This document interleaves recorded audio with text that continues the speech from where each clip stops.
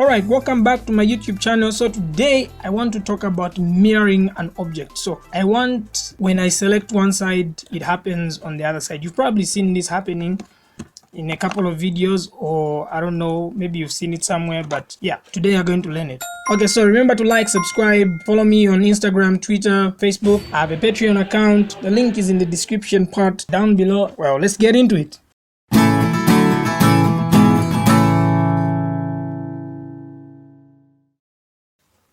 Alright, so how to mirror an object. Basically, when you're working in Lightwave like this in Modeler, you would want things like when you get the drag tool, say the drag tool, if I move a point here, I would want something to be happening at the other side. Instead of me going this side I work, this side again I come back and work, that would be tedious for me. So I'd rather I'm working on one side and the other side is also forming up just the same way. So you mirror it. So here's how it's done.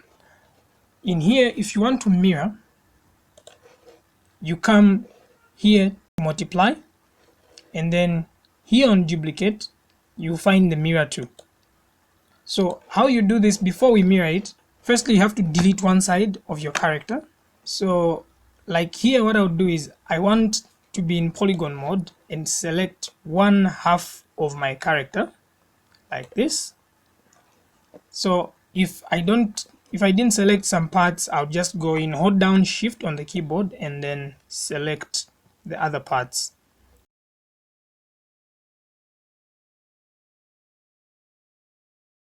So once that is done, I'll delete this part. I'm remaining with one side. So what you want is your points here to align on this line on the X and Y axis here on the middle. So if you have points like these that actually are going this side, you would have to bring them back this side.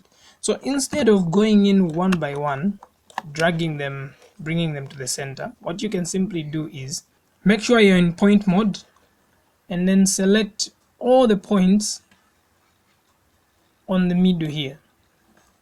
So I hold down shift and then just select all the points that are on the middle here. I'll push V on the keyboard. So V is to set value. So I'll set a value to tell these points exactly where to go. So I want them to be on the 0 of the x-axis.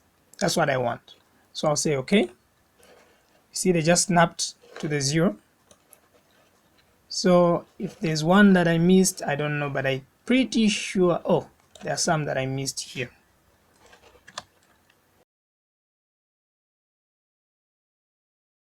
And then just select all these. An alternative is to move the hair into another layer so that I can only deal with the head on its own and the hair on its own. Well, once I'm content that everything is on the middle, I deselect. So I come here and multiply and then mirror. Then what I'll do is I'll have to be right here. You look at the numbers here. So when you're moving the mouse, you look at the numbers down here. You see it's actually telling you where the mouse is, whether in the x-axis, in the z-axis. So make sure the x-axis is 0 and then you push your mouse.